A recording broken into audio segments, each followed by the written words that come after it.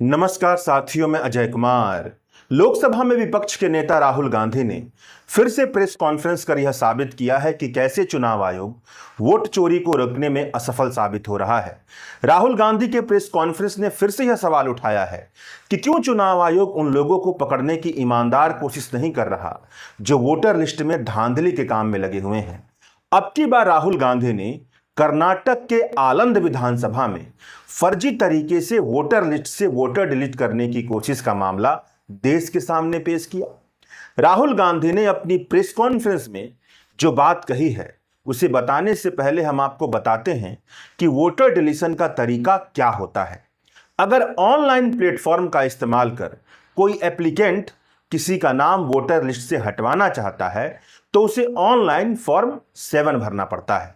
Applicant अपना विवरण दर्ज करता है, अपनी पहचान पत्र, जिसका नाम हटवाना चाहता है उसकी पहचान पत्र को दर्ज करता है और एप्लीकेशन सबमिट करता है। एप्लीकेशन सबमिट हो जाने का मतलब यह मत समझिए कि किसी का नाम वोटर लिस्ट से डिलीट हो जाएगा। बूथ लेवल अधिकारी छानबीन करेगा उस एप्लीकेशन की, जिसका नाम हटाया जाना है उसे नोटिस जारी करेगा। सत्यापन के लिए जो भी जरूरत है वह पूरी प्रक्रिया करने के बाद ही वोटर लिस्ट से किसी का नाम हटाया जाता है। केवल आवेदन कर देने का मतलब वोटर लिस्ट से हटना आना नहीं है। अब राहुल गांधी ने अपने प्रेस कॉन्फ्रेंस में वोटर डिलीशन पर जो कहा है वह यह है कि कर्नाटक राज्य के आलंद विधानसभा में फर्जी तरीके से वोटर लिस्ट से साल 2023 के विधानसभा चुनाव से पहले करीब 6018 वोटरों के नाम डिलीट करने की कोशिश की गई, जहां पर यह दिखता है कि वोटर लिस्ट में मौजूद किसी मतदाता के पहचान का इस्तेमाल कर फर्जी तरीके से वोटर लिस्ट से कई लोगों के नाम काटने का यानी नाम डिलीट करने का एप्लीकेशन दिया गया। राहुल गांधी ने अपने प्रेस कॉन्फ्रेंस में एक महिला गोदाबाई जिनकी उम्र 63 साल थी उनका वीडियो दिखाया। उनके नाम से वोट डिलीशन का एप्लीकेशन दिखाया कि दर्ज हुआ है, जबकि उन्होंने खुद कहा कि उन्हें इसकी कोई जानकारी नहीं थी। इसी तरह से राहुल गांधी ने अपने प्रेस कॉन्फ्रेंस में सूर्यकांत नामक मतदाता को सामने लाकर बताया कि उनके नाम से 12 वोट डिलीट करने का एप्लीकेशन दाखिल हुआ था। राहुल गांधी ने यह दावा किया कि वोट डिलीशन का काम सॉफ्टवेयर और राज्य के बाहर के मोबाइल नंबरों के जरिए हुआ है। कर्नाटक के आलंद विधानसभा में वोट डिलीशन का यह पहला खुलासा नहीं है। इससे पहले द हिंदू अखबार में केवी आदित्य भारद्वाज की आलंद विधानसभा के वोटर डिलीशन पर बहुत ही विस्तृत रिपोर्ट छप चुकी है। आदित्य भारद्वाज की रिपोर्ट का सारांश पेश किया जाए तो वह बताते हैं कि जब कई सारे मतदाताओं को आलंद विधानसभा में यह पता चला कि उनके नाम से फर्जी तरीके से कई सारे मतदाताओं के नाम को डिलीट करने का एप्लीकेशन दाखिल किया है, तो जिनका नाम डिलीट करने का एप्लीकेशन दाखिल किया गया था और जिनके नाम का फर्जी इस्तेमाल किया गया था उन्होंने आलंद के तहसील में शिकायत की। इस शिकायत के बाद रिटर्निंग ऑफिसर ने उन सभी 6018 फर्जी फॉर्म 7 के एप्लीकेशन की ग्राउंड पर जाकर के छानबीन की, जिनके जरिए वोटर लिस्ट से नाम डिलीट करने का एप्लीकेशन दिया गया था।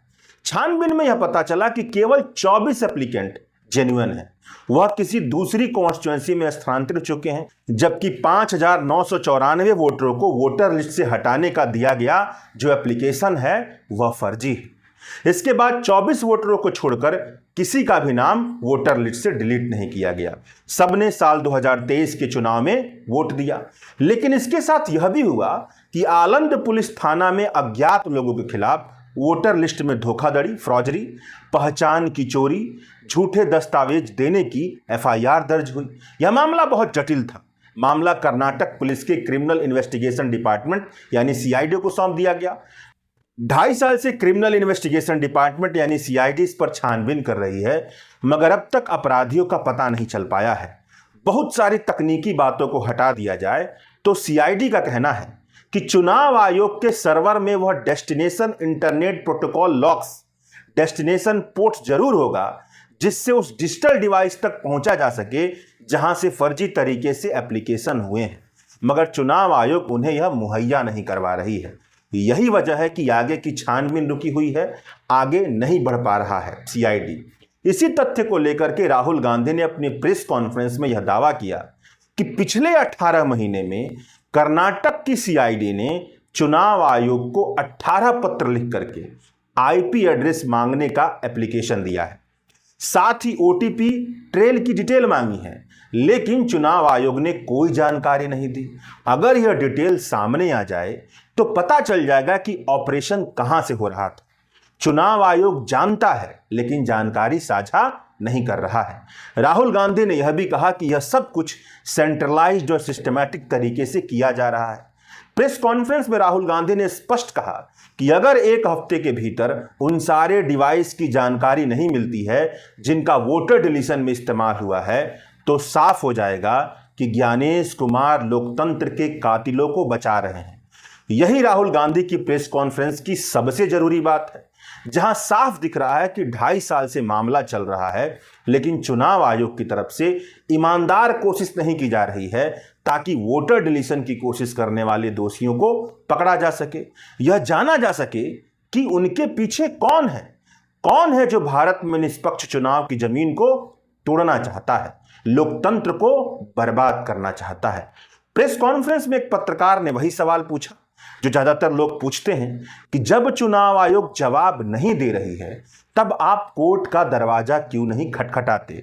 इस पर राहुल गांधी ने जवाब दिया कि मेरा काम डेमोक्रेटिक सिस्टम में पार्टिसिपेशन का है, डेमोक्रेटिक सिस्टम को बचाने का काम कॉन्स्टिट्यूशनल इंस्टीट्यूशन का है, मतलब चुनाव को बचाने का काम चुनाव आयोग का है।